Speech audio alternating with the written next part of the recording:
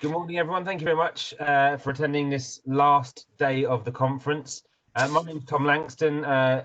With me, as always now, Stuart and Mike. As you can see, encouraging student engagement with feedback, and I'll hand over to Stuart to lead us off with this session. Thank you. Thank you, Tom.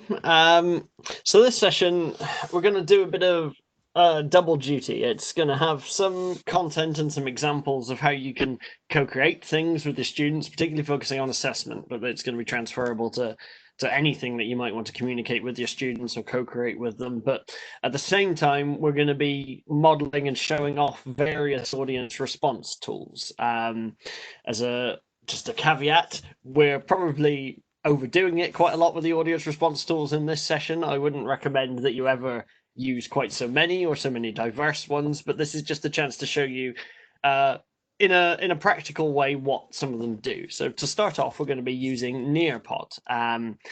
If you want to access Nearpod, I'm now putting a link in the chat.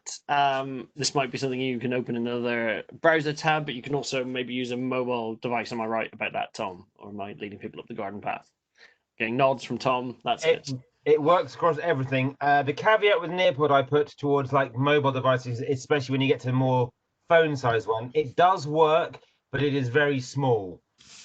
So in certain instances, it can be a little bit too small to be practical, but you can do it, and it does work across all kind of operating systems as well. It's worth saying that I'm sharing my screen in the WebEx chat, and that is because you're going to see what I see as essentially the teacher for this session, so you can get an idea of what Nearpod looks a bit like behind the scenes as well. So you might need to flick between the Nearpod link I've just sent you, which will give you the student view, so what students would be seeing in a session, and what I'm showing you, but I'll flag that up when I'm getting a different view to you, so you can flick back over to the WebEx, unless you're one of those people with two screens, in which case you can act like you're in the Matrix and go between different things. Nice dated pop culture reference for you all there. So hopefully you're all in the Nearpod. I'll have a check in a minute, because that's one of the things you can do, is see who's logged in. If you haven't, link is in the chat, or go to join.nearpod.com and then type in VGQHL.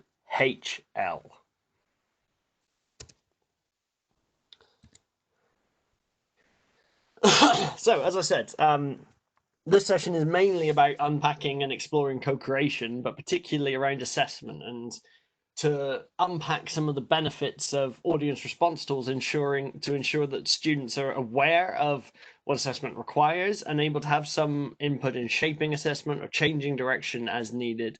And this is going to be built upon the idea of increasing the pedagogic literacy of students. And by that, I mean letting them have a clue what we're talking about when we use jargon about learning and teaching. And this is something that's come up in quite a few sessions that I've been in throughout the week, is broaching subjects with students, about talking to them about why we're doing things, how we're doing things, what the rationale for it is, what the benefits to them will be, what the benefits to us will be if they engage in particular ways. So we're going to show you some tools that let you do that, and I'm going to share some links which take you to some resources which can scaffold this for you. I'm seeing 8 people in the Nearpod, and we have 12 people in the session. You don't have to use the Nearpod in a browser or on a different device if you don't want to, because I will be sharing some materials here, but there will also be a chance to try out some of the different tools that you can use. So if you do want to have a go at some of the quizzes or some of the response tools, then do join in the Nearpod as we go along. Just while Stuart has a quick cough there, for me, especially at the moment, the beauty of Nearpod in the audience response sphere is you don't have to share your screen and worry about bandwidth in that respect. You can use WebEx, Google Meet, whatever your preferred platform is, as a chat tool. By having it broadcast onto your own device in another big tab where you can interact, it's like having the PowerPoint essentially sort of projected on your screen and not worry about any latency, especially when you get to things like videos and those kind of interactions as well. They are being pulled from YouTube or pulled from the central Nearpod server and put directly to you, not as many of you have seen through the week, things shared through the other kind of platforms. Thank you, Tom. I'm not sure where this cough has come from in the last 20 minutes, but you may need to fill in for me occasionally if it keeps happening. So if you're in the Nearpod, hopefully you'll have seen that I've changed the slide over, and that'll happen automatically for you. Not enough caffeine, Justin. Perhaps you're right. I'm doing my best. Well, I think I'm on my 4th cup of the morning. Very quickly, I've audience response a few times, but this slide just unpacks a little bit about what that means. Essentially, do you need a Nearpod account? Tom's already on that. No, not to be a member, but to create your own content. Tom, you are the keeper of the Nearpod licenses, I believe. I am. Thanks. So get in touch with Tom if you want one. Would you like a more ominous voice? I am. Yeah, so contact Tom. He'll set you up with a Nearpod account, although I think you can just join using your Portsmouth details.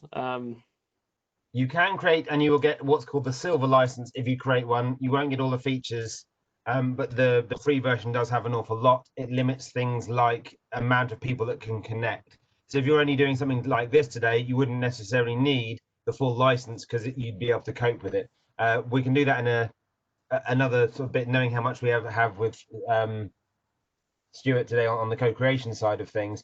But yes, if you want to contact me, yes, we can make sure they are available. The caveat to that, but there's only 13 here today, is Nearpod we don't have a site license for. We have 300 licenses, and obviously through this week I have given a few away. I have enough to give you some today, but going forward, if you're telling your colleagues, we are limited on how many we have, and it'll then come to being that horrible bit of seeing how much people are actually actively using it and engaging with the tools. Thank you, Tom. So essentially, Nearpod and any of the other things I'm going to show off throughout the session. I use show off loosely because part of the point of this session is I'm a bit of a novice with these tools as well, so you'll get to see some mistakes that I may have made. Although we've run this session previously in the week, so hopefully they've been ironed out. But they're about engaging an audience, and they're usually used in live sessions, in synchronous teaching. You can use them in face-to-face teaching, but they're particularly useful now for ensuring that an audience is engaging in your material at a distance. It gives you the option in many of these kinds of tools for anonymous interactions. You'll see later in Nearpod you can choose to be anonymous or to reveal who's taking part. And I'll show you how that works as well. I can do that now. In fact, I think I have this box in the way. Let me just drag that up. If you look in the bottom right hand corner of the WebEx window, so you won't be able to see it if you've got the Nearpod link open, but you can see that I can click to hide student names. Now, you're not really doing anything at the moment, so that won't do anything on this screen, but if we get to a poll or what have you, I'll show you how that works in a minute. What Nearpod is particularly good at is it offers a wide range of different types of engagement, as you'll see throughout the session. Some of them kind of quick knowledge checks, some of them more discursive, some of them more sharing interactive materials, and it also has quite a bank and linkages to various other resources like BBC videos, that sort of thing. Tom, what kind of things can you embed into Nearpod like that? Most things people would need, so you can upload and embed videos, audio, images. As you say, inbuilt in that, there are a few sort of BBC educational options, and there's a whole range of other tools that can be used depending on what you want to do. Some of it's like simple physics, balancing of scales. Now, again, at this level, that's probably not where we would need it, but you can, for instance, like Andy's been in Padlet this morning, using the URL embedder, you can embed a Padlet. I did a session with Mike yesterday, and we've got one later on this afternoon, using looking at Moodle. Now, what I've done is made the presentation in Nearpod so that when you get to a URL, it'll automatically load up the page I want you to look at, and you can use it and as you would do a website. It's just a website area. So what it then does is when I move to the next slide, it kills and gets rid of that website interface. So you have like complete control over how that sort of presentation is flowing. Obviously, they can open another tab and have Facebook, but from what I've found and from what I've heard, where they're actually engaged with the presentation on their screen, they're less likely to get distracted if they're using their device to do that.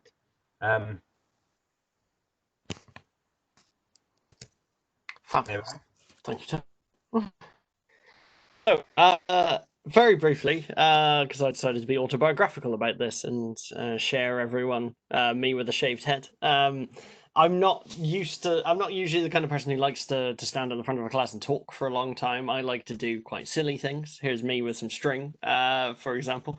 But obviously, we've all been hit by the coronavirus and are now teaching like this. Sat in the same room, although I seem to have some suitcases behind me in that picture, and an abandoned holiday at the beginning of the period. And I've found it trickier to engage with students to ensure that there's little bits of comprehension around things like assessment, which is what we're going to focus on today, are going in. There's more informal things. You have to take more time to consciously engage with students to ensure that everyone's on the same page. The kind of questions you might pick up at the end of a session or beginning of a session, or just by reading the room as you're going around. We can't do so much anymore, maybe in small synchronous discussions, but not necessarily with a big group. So what we're advocating is taking the time to reflect on what's missing like that, and then using these kinds of audience response tools to embed more formal dedicated time to do that. I say formal, these can be quite fun. I feel weirdly dorky calling it that, but they can be, where they're interactive, they don't have to feel quite as, I don't know, quite as formal as I'm suggesting they are, even though you've had to put some planning and forethought into how they work.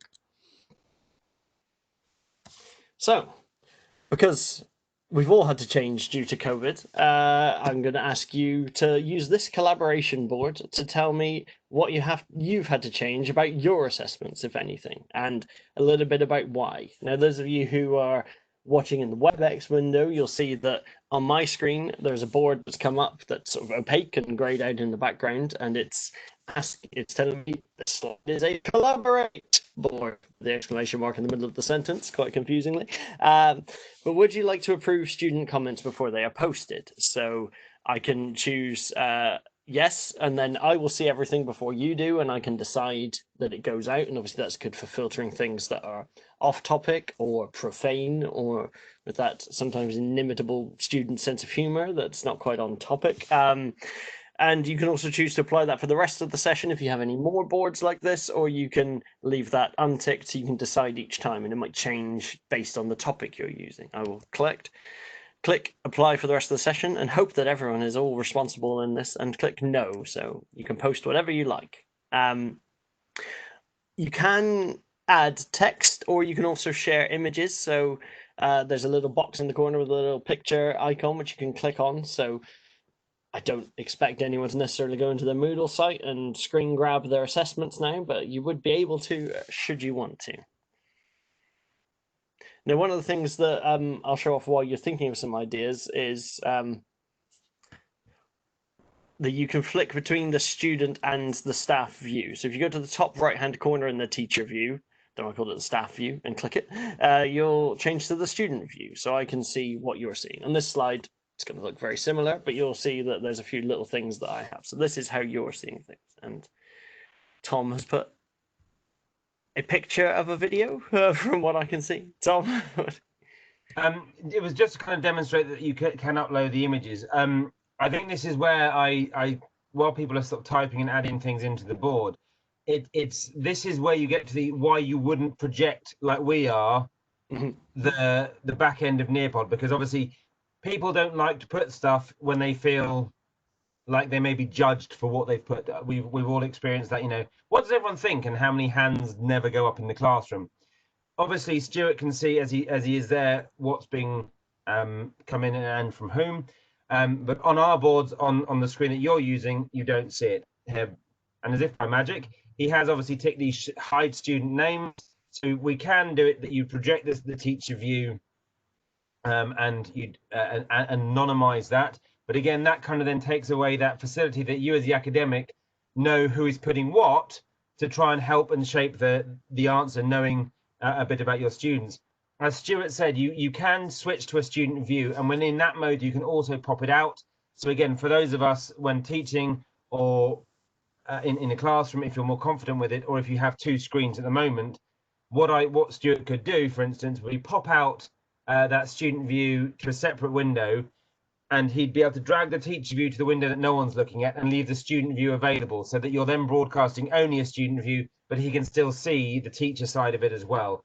So yes, underneath that T there, if you go down again first, I'm going to have to move you out of the way. There you go. open in separate. There you go. So you get both windows. Obviously, you'd need to drag one to another screen and have the student one only the one you're projecting, so that you don't display what Stuart's displaying there. But that's just kind of an extra level of things with how Nearpod works. But it's why I kind of say don't project Nearpod. What you do is they're having it projected onto their own device. You're just having that discussion. But again, some good responses coming in. I'll let Stuart unpack these. Yes, I think the Tom's point about not having to project it, I find is really useful with WebEx, because anyone who's used WebEx knows it can be quite challenging sometimes to navigate its interface. I'm only using one screen on a laptop at the moment, and that means that I've got quite a messy selection of things down the side, and I can't necessarily see the full view that you normally would with WebEx. Whereas if you were using Nearpod, I could have just my full screen video open, and I could see the whole room as well, and it just works a lot better. But I'm intentionally making it hard for myself so I can show you the two different views today. A lot of people talking about changing deadlines, extending submissions, that sort of thing. Someone's out of the picture, thank you. And turning exams into coursework. I've asked this question because when I had to change my assessments, one of the things I did, and those of you in the audience who know me would feel it's quite against my usual practice, is I didn't talk to the students about this. Myself and colleagues decided what adjustments we would make, and we made them quite quickly, which was a good decision because it adds stability. People know where they stand, so they're not confused. But gradually, as we settled into the COVID experience, it's a weird way of putting it, it became apparent that there were better ways we could have done it, and that the students could have had more engagement to suggest things that would have worked better for them based on personal circumstances, based on their perception of the requirements of the assessment before. And if we'd have taken the time to have that dialogue, I think that the assessment would have been a bit more meaningful. That doesn't mean that what we changed to was bad, but I think that we don't know what we were missing out on as well. And where we're in the new situation again in September, October, where we've got students coming expecting to get a mixture of blended and face-to-face and online learning, talking to them about their assessments is just as important. Obviously, it is worth saying at this point, there are always limitations of what you can change for your assessments. I think it was a few weeks ago that module amendment requests had to go in, but in terms of co-creation, this doesn't have to be about changing everything. And I'm happy to have a discussion either today if we have time, or if people want to talk to me outside about how you can fit around the quality assurance processes, what can be changed while you're going, and what might have to wait for future years. But there are usually little tweaks you can make that are within the regulations, but also the process of consulting your students about these things has the advantage of making sure they're on the same page as you, that they understand things in the same way that I was suggesting earlier would often happen a little bit more informally in the normal circumstances, and we can't necessarily manage now. Oh, can you go back a slide very quickly? Sorry, Stuart. Yep. Just to say, under that little kind of clock icon that Stuart has in the top right of the bit there, you can filter it. So we could do it by like. So the little hearts people click, it'll then change the order of things. So again, as people post questions, depending on how you're using a Collaborate board, it'll filter the most popular items to the top. So again, if you're using this, as Stuart was talking about there, to get their feelings on how an assessment could run, the students could vote their best ideas up, and then you discuss the ones that come to the top. There's a comment I missed there, like as well, that going online has made the assessment support better, which I agree, actually. I think in some ways it might be that because we're missing that informality, students are looking for more formal communication about assessment, but maybe we can pick that up in the chat. And we'll move on. hopefully. Having that WebEx problem I was talking about where I can't actually get at the button I need to click. There we go. So what I'm going to talk about in terms of co-creation is what our colleagues at the University of Bournemouth have called a backwards design. And it also aligns nicely with a lot of the literature, which I'll unpack a little bit of in a moment, about constructive alignment, about the idea that we need to start with where we want to get students to be. And that's fairly standard curriculum design principle. There's nothing particularly radical about that. But when you apply it to co-creation, it naturally throws up different areas where you're going to need to scaffold your communication with students to ensure that we're on the same page. And this quote here is from colleagues at Bournemouth who engaged in some co-creation activity, and I'll share some links and some resources from them later around assessment, where they talk about how one of the things they were surprised by was that even with a really keen group of students, they didn't really understand things like learning outcomes and assessment criteria and how these align together and how they're aligned to teaching and how they're aligned to assessment design. And so starting with a well scaffolded discussion with students about what the objectives of the course are, what a learning outcome is a good way of broaching the subject of co-creation initially. So Biggs, I think mainly working out of Hong Kong, is one of those people who've really overhauled how we think about assessment in higher education in the last 15, 20 years or so, with the idea of constructive alignment, which has become so embedded in a lot of things like quality assurance processes and general curriculum design practices that it's almost taken for granted common sense now. But I thought it was worth flagging up this concept if you're unfamiliar with it. It's essentially the idea that assessment and the content that you're putting forward, the way you teach, and the outcomes are all naturally feeding in together. So I want you to go back into the WebEx window, if you can, if you're not in there already, and raise your hand by clicking the little hand next to your name in the WebEx participant list, and put your hand up if you can confidently say what a learning outcome is and what it's for, please. And as I say, I'm flipping between different forms of audience response, which I wouldn't necessarily recommend in an actual talk session, but I want to show you that there are some quite passive forms of audience response, and most of the time they're built into video conferencing software. So we've already got one hand from Justin. Not sure if there aren't other hands because I don't know, or because you're struggling because I'm making you flip between too many windows, which is fair enough. Mike gets it as well. Good work, Mike. But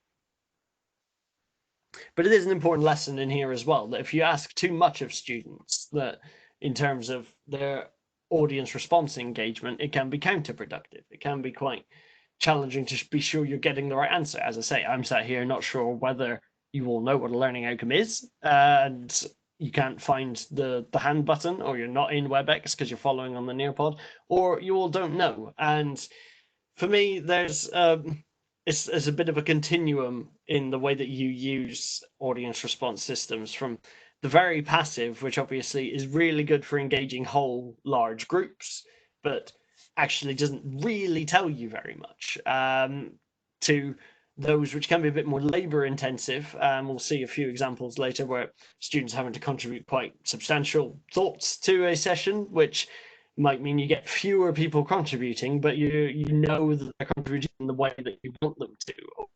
If they're not, you can pick it up and you can unpack that both as a way of exploring the concept question, but also the form of engagement itself, and having those kind of reflective discussions about learning as well as the content. Just to quickly jump in, obviously, as you say, jumping between systems isn't ideal. One of the things that you could do in this case would be just use a poll, sort of saying the same question: do you understand this, yes or no, and have it as a multiple choice answer, and it would give you that in here. But like what we're trying to do is show you that there are different ways of getting audience response in there, be it as simple as the hand raise tool if you're only going to be presenting in WebEx with maybe not projecting anything or using any other software. There are lots of different ways to approach getting that response, and trying to limit and set out how many interactions you're going to be using to get the best out of them.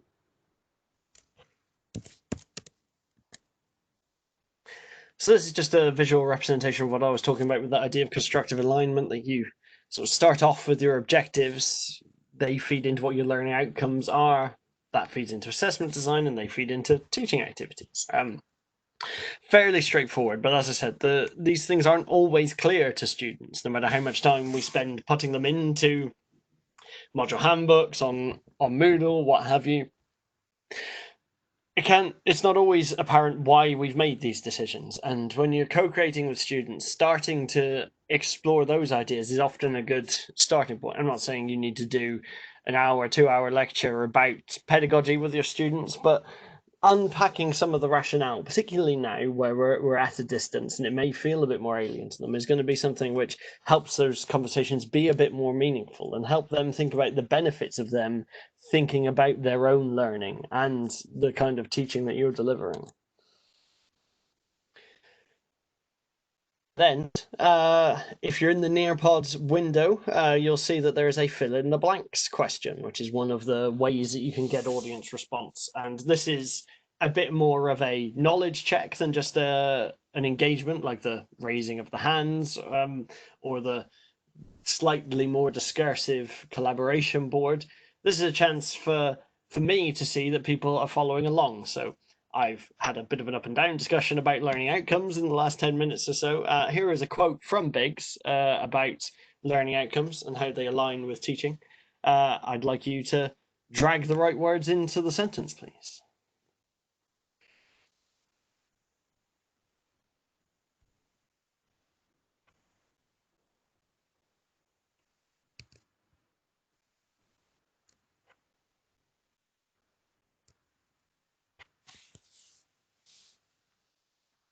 You can see I've clicked show student names so I can see what everyone's score is as they're doing this. 4 out of 4 being the maximum. Tom, is there a way of checking how people are doing without showing student names? Because it only seems to come up when I click that. Yeah, no, this fill in the blanks exercise, the activity is not new. It's been in Nearpod for ages, but you never used to get any feedback from the system on people doing it. So you'd set it, and that would be it. They'd get the yes, you've got 4 of 4, or however many they got right in the drag and drop exercise.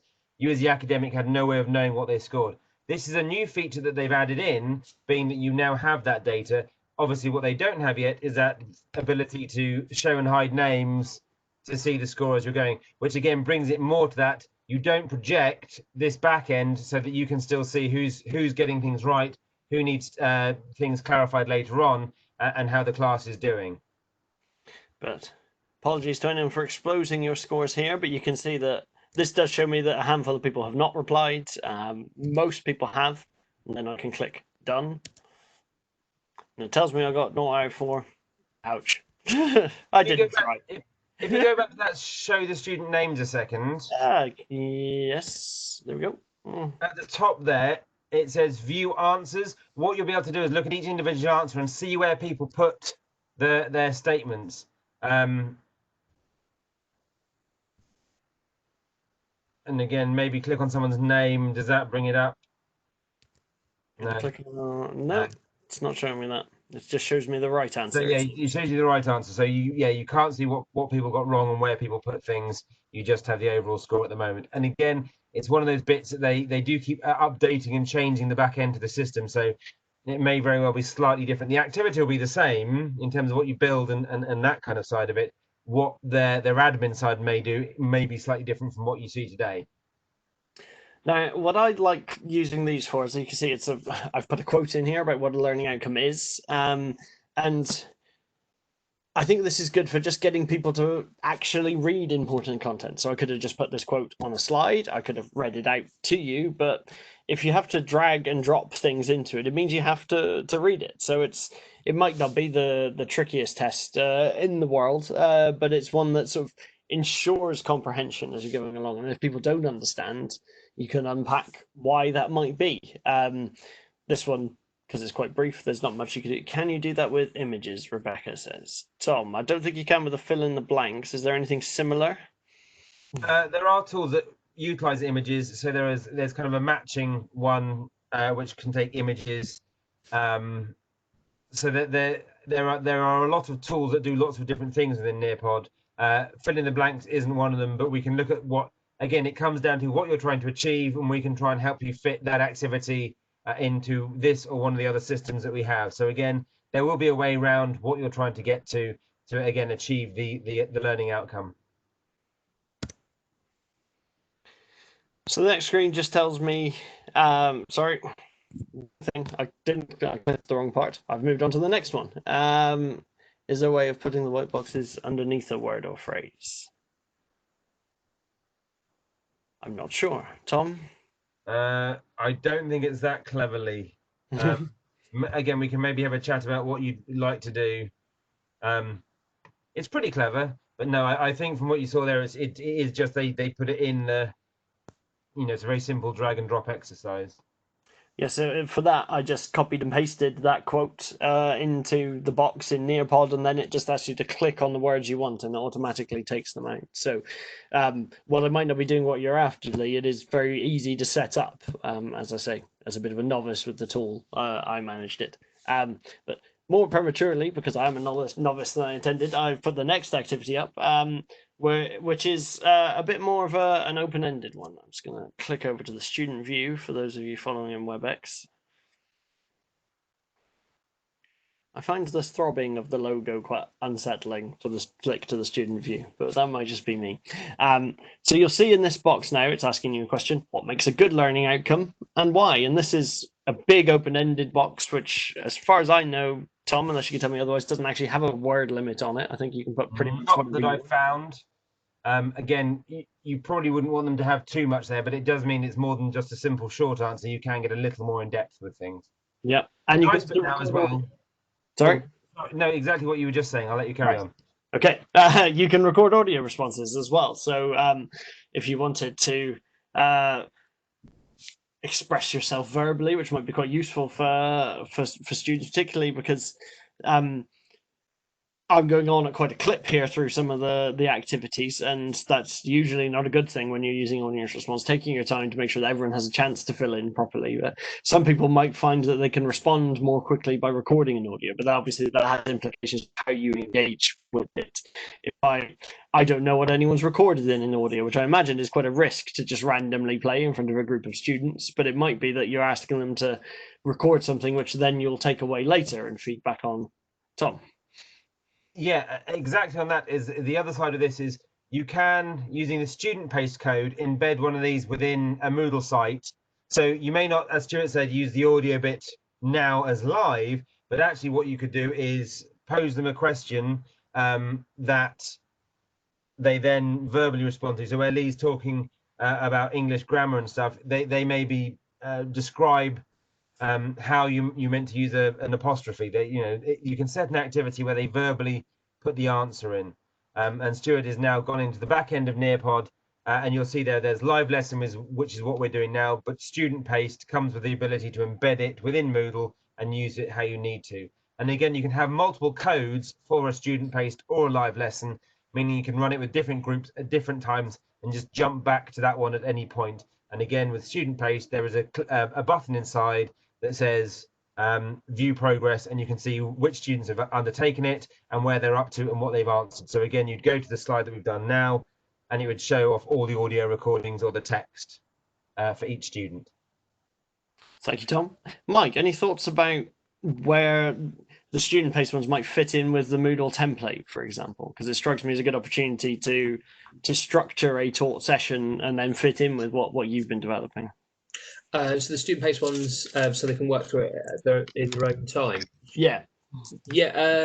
Probably. That would make a very good knowledge check. I mean, you could deliver. You could record. So the three sections of the template are weekly introduction, group collaboration activities, and further reading. So in that first section, you're delivering most of your acquisition of knowledge, so recorded sessions. So you could use Nearpod to deliver your session and then telegraph those slides which have knowledge check activities within them, but then set your Nearpod to be student paced. So yeah, that would be really efficient because you'd be doing your knowledge check and your delivery at the same time. So you don't have to create a separate activity and then just say, as you get to it, please now complete this activity within the Nearpod session. Yeah, you could incorporate those two in the weekly introduction in one activity. That'd be really good. That's what I was thinking, but I thought I'd check what you thought, because it's just occurred to me as we're doing this. That would be something that I maybe add to my Moodle support site as well. Snap, and also that kind of, it takes a few steps out, because we've shown people how you check engagement of things and check the answers that students have done, but you do it all within one interface there, and you'd have those engagement statistics at the same time, and you see the results that students have had. Yeah, that worked really well. Just to potentially throw a fly in the ointment in this side of things, but that would be obviously the live lesson is you dictating it, and again, if you're using Panopto or screen capture to record it, there would be no interaction to that element. Student paced, there's no voiceover side of that from Nearpod's perspective. So where you're doing, like you say, your kind of introduction and the video side of things, there'd be no context necessarily to a full presentation. So again, the way I suggest it within the Moodle book sort of building structure is you have your videos over the PowerPoint slides or a Nearpod, but without the interactive sides. But you make a separate presentation purely for student paced that does what you're talking about for those knowledge checks and that side of it. So they kind of popped out as a standalone, maybe 2 or 3 slides that are that interaction that make up a singular activity. Because at the moment it doesn't have that kind of pre-record option. It's something that we could suggest to them. They do, like I say, they do make a lot of changes. So it might be useful that if you could do a student paced with some element of narration through it, that would be a really useful tool to do exactly what you're talking about. I just didn't want it to be that people go away thinking I can record inside it and you can't directly, although you can add it. Again, you can add video inside Nearpod, you can add audio, so you can sort of semi-structure it in that way, but it's not as simple as just like you would do with Relay, Panopto, whatever the recording is, and just have at it. That's it. Yeah, and actually they'd have, so you'd be watching a video of that presentation featuring Nearpod, and you'd have to skip through the Nearpod activity to get to the knowledge check. So it's kind of an extra overhead for students to kind of maintain. So you have to skip to get to that knowledge check. Whereas if you have a separate knowledge check activity, it's a bit, you do this, then you do that. Yeah, I see your point. I think it sounds workable, but it's not I'll just click the student paste and it will fix all my problems kind of solution. It involves a different approach to developing the content for each one. But what you can do in Panopto is link to different activities. So maybe you link to that separate activity, that separate Nearpod that just has the questions in it, and you put those links in your Panopto recording. So when you telegraph and say, okay, now go and answer this question, you could link specifically to it. Can you click on student paste a second, please, Stuart? Yep. I don't remember what these slides are, so let's find out. It's kind of irrelevant. Just to go on Mike's point there, though, I've been talking about the embed code and putting it directly in Moodle, but yes, you could take the link icon next to that and use that to go into the Panopto recording. So it's not embedding it anywhere, but they'd click that and go and do it as a separate pop out from the Panopto recording. So that would then fit exactly where you're going. Stop the video here and do this link. And they go and do that, and then you carry on. So it doesn't have to be embedded if you're not using the Moodle book structure to build it. It could just be a video through Panopto with a simple link that way. Cool. Just very quickly while we're in here, if people are still looking at the WebEx window, you'll see that if you want to start creating a Nearpod session, which is maybe something I should at the beginning, you can either build it directly in Nearpod or you can build it in Google Slides, which is usually my preference because I'm just used to using Google Slides, but it does come with some reduced functionality, as I found out when Tom and I ran the session on Tuesday, I believe it was, because some things don't work quite as well if you built them externally. You can also upload PowerPoint slides into Nearpod, but I think they come out essentially as PDFs, so there's no active content. They were just, but if you've got some slides which are just text or text and pictures, for example, then that's a good use of Nearpod. I'm conscious of the time, and I think that'll get demonstrated in a minute with those link slides that you had, which is where we got to this before. So for return to the answers that people have given, as Tom says, we are short of time, so I'll just quickly, rather than engaging in the material, show you how it works in the Nearpod. So I can see that 30% of people, up to 40% have responded to the question, what makes a good learning outcome and why? What I can do is click on a particular answer. It's anonymous, so I don't know whose this was, but someone said that it's meaningful and not culturally specific, and you should be able to see in your window now that it's highlighted that response. It's showing you that I think that's an interesting question. Normally, an interesting answer to the question. Normally, obviously, again, you wouldn't see what I'm seeing, where I can see everyone's responses, including those who haven't responded, and someone who's put some lorem ipsum filler text in, which hopefully your students won't do, but it's fine for just us demonstrating how it works. Closing the loop on that, these are just my ideas if I was answering that question, what makes a good learning outcome. That's where we've got a few more things to get through. I won't dwell on that, but I think similar to what people were saying, that I think realistic is an important one, something that is achievable.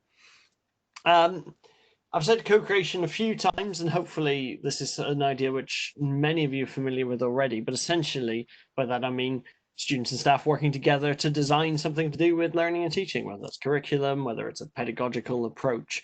But the intent is that it's not about just consultation necessarily or transaction. It's about proper collaboration and partnership. But that's what a lot of literature says about co-creation. In practice and using these kinds of audience response tools, consultation is an effective, sometimes first step, sometimes final step in creating content with students, because a lot of people I've supported to co-create things, a lot of co-creation I've done myself with students in the past, the main benefit is that it just reinforces that what you were doing already was good, but it communicates that effectively to students. They're engaged in the design process. Even if nothing changes, that means that you're able to clarify any misconceptions, you're able to tweak things that needed tweaking, but you might also be able to change things in future on a larger scale based on the ideas that have come up. This ladder from Bovell and Bully tries to articulate different levels of co-creation, with at the very bottom being a dictated curriculum with no interaction, all the way up to students in control. Bovell and Bully largely recommend that you aim for student control of some areas of choice or a partnership, a negotiated curriculum. And this is purely from my experience, but I've done a lot of work with students like this, that is a lot easier in person to have those kinds of negotiations because it facilitates the back and forth. And it might not be that an audience response system is what you're looking for to have that kind of discussion. It might be that you just have a Google Meet or a WebEx exercise.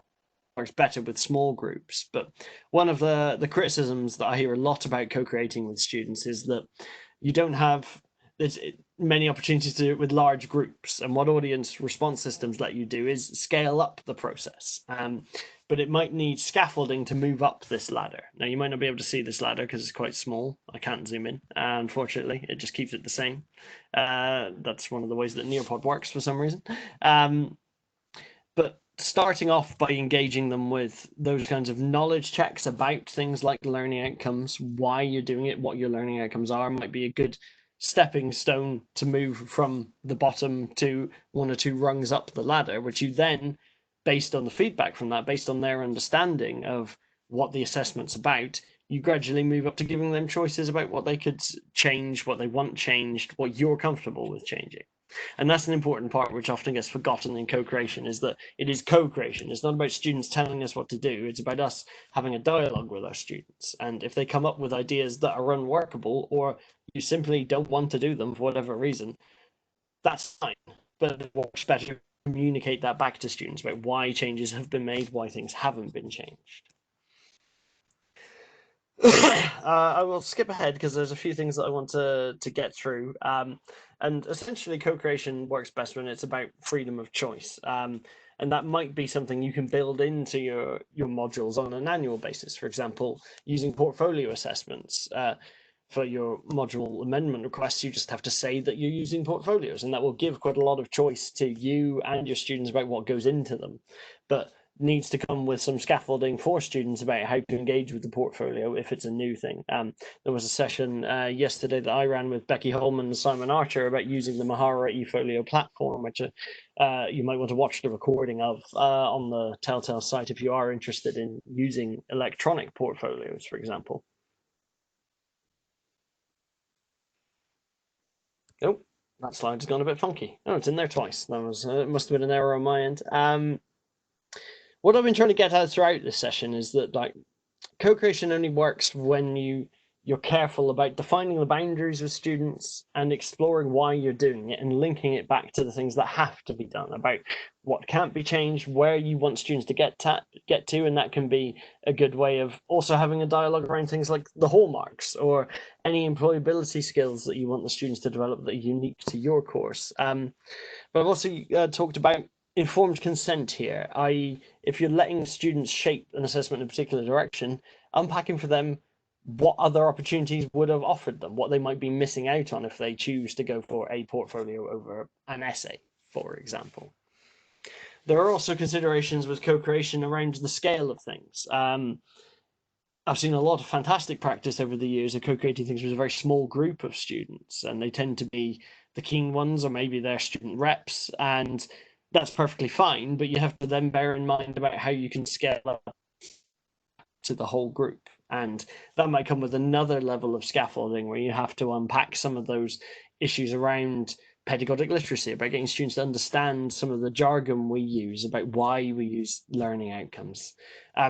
These links, which don't work because they're in Nearpod, but I will put them in the chat at the end, are to some resources which help you structure those discussions. So the DEF Toolkit is something created at the University of Surrey, co-created with students, which unpacks how they understand assessment processes and gives you a lot of exercises of how to engage students in understanding how we assess, why we assess, how they engage with feedback, how they can better engage with feedback, and how they can also do things like remove the emotional component of it. And we've based a lot of materials here at Portsmouth on that, with the second link, which again I'll pop in the chat, which is a Moodle-based resource about encouraging students to engage with feedback. But working through these resources, looking through these resources yourself, and thinking about how you can structure conversations with students about assessment design as a principle is a really good way of starting off co-creation, which can then lead into using these kinds of audience response tools to get their input on what could change, what they feel about it, what they understand, what they don't understand. And that can be done in a number of different ways, as we've alluded to throughout the session. Polls, I've got some coming up where you just ask some quite straightforward questions about what people like, what they don't like. The collaboration board we used earlier, and there's also non-Nearpod versions like Padlet, allow more open contribution of ideas where everyone can see each other's ideas. Discussion boards on Moodle allow a similar thing but asynchronously, and that can lead into a discussion where students and staff can respond and start a dialogue, but one that's more asynchronous than perhaps a breakout room, as I've suggested here in WebEx, where you put students in little groups and let them talk to each other. It can be to combine some of these ideas. We've talked about how Nearpod is good because it allows anonymity, and some of the other response tools, such as Vox, allow anonymity as well. One of the good ways of doing this, particularly with level 4 students who might be quite new to university, maybe something you do at induction, is to put them in small groups, but then get them as a group to feed back their ideas using an audience response tool. So it's anonymous, but it's also depersonalized. It's the group opinion, and that lets them discuss things amongst themselves. And that might be a good way of having an initial discussion about assessment, sharing your assessment with them, sharing the learning outcomes with them, telling them to discuss it as a group, and then feedback any shared concerns. And then they might naturally clarify some of their own challenges amongst themselves as a group, but that you'll also get the chance to identify what the big issues that are affecting more people are, or what's not clear to more people. You can then also take that a step further by integrating polls to get people to vote on what the biggest issues are once you've identified them in those groups. And you can then maybe dedicate more time and resource to the top answer, or the top 3, whatever it might be. I'm not going to actually play this now, but I wanted to show that one of the things you can do in Nearpod is to share videos as well. And because I'm not going to play it because we've got the double WebEx and Nearpod view open, but if you've got your Nearpod tab open, you'll be able to see that there's a video which will be running purely on your device if that's what I select. So I'll leave apply for the rest of this lesson there. But we've got this dialog box come up for me if you look at the WebEx window saying this slide contains video. Where would you like this video to be played? If I click all devices, that means that you'll be watching it yourself, so you won't be streaming it through, I won't be streaming it to you through my computer, and that can resolve a lot of bandwidth issues, but I won't do that because you'll get a horrible echo both on the Nearpod and the WebEx window, I believe, unless Tom, you know otherwise. Shaking. No, you're quite right. It obviously the whole joy of it doing it this way is, you know, that the video is 5 minutes long. You can give them that 5 minutes to watch that video clearly, no jerky video. It's working from essentially directly from YouTube. So it's a nicer way than having to play it from YouTube and then restream it to other devices through WebEx, Zoom, Google Meet, whatever the other system might be. But while it's playing from my, it's not playing from my screen. It's playing on your own devices. I'm making stops and starts. That's right, isn't it? So if I click play, play for everyone, or would they play? No, it is now a personal thing. So I can hit play, and I can jump to halfway through the video myself. It's essentially given me access to the video you want me to look at. It does not, at the moment, have the feature for you controlling what everyone sees. But again, these are things that we could feed back to them and say, is that a possibility? But again, I think because it's essentially making a tunnel to YouTube, it's just giving you access to that YouTube video. Mm-hmm.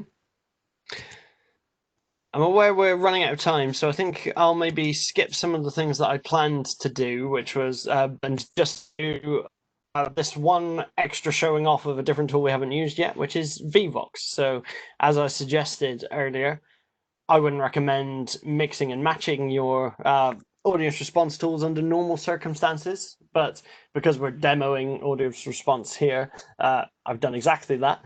And this is a particularly good tool if you haven't used it before for use on mobile devices. So if you get your phone or a tablet, or you can do it in another tab on your browser if you want to, go to vvox.app and enter the code 176698806. Then it will take you to a lesson which I will now show you how to activate as well, because I don't believe I have done yet. So you go to take part to vvox.app, but I'm going to go to vvox.com now and log in, apparently. I just have to move Tom out of the way because he was blocking my login window. And we have Portsmouth licenses for Vox as well, don't we, Tom? This is a site license, so everyone, it's like the Oprah Winfrey meme. You get a Vox license, you get a Vox license, everyone gets a Vox license. So yeah. So you can see I'm in Vox now if you're using the WebEx view still, and I've got a meeting status paused. I will now click play to activate that, and I will click present down on the left-hand column, big yellow button, and that will come up with this dialog, which asks me if I want to open in a new browser tab, which I shall. And then you can see this interface, which is something you probably would share with students. So we talked about how you wouldn't share Nearpod slides in WebEx because you would just give people a link and they can navigate at their own pace. You would share this slide in WebEx or whatever tool you're using, because not least of all because it has the website and the ID down the left-hand side of how you join in, or a QR code should you want to scan to join in. I need to now click play to open poll, and if you look back on the slides in Nearpod window, now we're getting very messy. Don't worry if you don't want to. There is a learning outcome written in there, and this question simply asks, I understand what this learning outcome means. So a simple poll, but something which can be run on people's phones so they can engage with it at their leisure, but also in a way that means you know that your students are using their phones for something about learning rather than maybe whatever it is people do on their phones.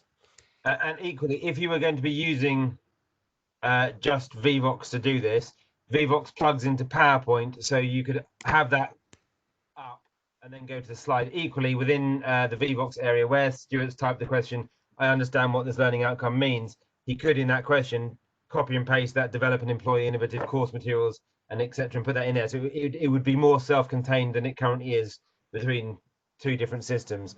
So it's obviously that kind of idea that, like Stuart said, we're trying to throw everything at you in the kitchen sink as well. But we can strip it back and make it simpler and only use one system for one reason, not three for one reason. So if I go back to the back end of Vox, I'm getting confused myself now. I can see that people have started to reply, and I can see how people are voting here. I can then also choose to go to this window and share the results live with the audience by clicking the little graph tab down here. One of the things that's good about Vox, if you wanted to use something besides WebEx, is it has a Q&A option within it as well. And Tom, I'm not sure if that was you or someone else from the audience changing their mind. You can also see this updates live as people vote for different options. So it's a good way of gauging the room and seeing how. Was that you, Tom? Nope. Yes, I was. Other people are now doing it. But as you had it before, you can set it to be hidden so that you don't skew according to peer pressure. And then when you're finished, you hit the big stop button and it will then broadcast to everyone how the poll worked out. And again, if you're asking in the back end of Vox, which we won't do now, but essentially you can do it as a question as well, where you set the correct answer. You'd then also be able to display the correct answer to that if it was like a quiz type one. And again, I kind of feel it looks a little bit more like a professional version of Kahoot. Now, I kind of hate saying that because Kahoot is a very professional system, but it does have a much more almost childlike element to it in how it works in quizzes. But again, I have a lot of love for Kahoot and would still use it in certain aspects of my teaching, not just going to Vox, although you can do that in there as well. So it really comes down to working out what you want to do first, think about how you're teaching, and then maybe ask us the questions of what's the right one for me? What do I want to do? That's where people like Stuart, Mike, myself are more than happy to have that conversation and pick the right tool to help you if you have the right idea. You start with the ideas, we'll worry about the rest later. Yes, so this was intentionally a bit of a messy session, shall we say, to show off that there's a number of ways you can use these tools. I chose to use them for co-creation. I've done this kind of thing in the past because it's a good way of structuring things for a large group. But I definitely, and it's worth reiterating again, don't try and use a Vox and a Nearpod and a Padlet in the same session. It's just going to be confusing, as some of you may have found here.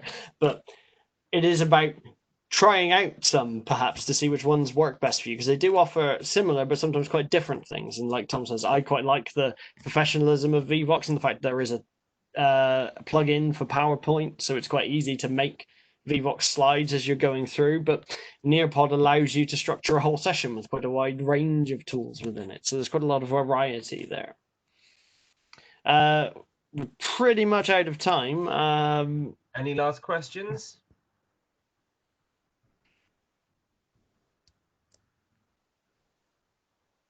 Doesn't appear. I think we've overwhelmed everyone, Stuart, with. That was half the point. Capital of Belgium. Brussels, isn't it? Brussels.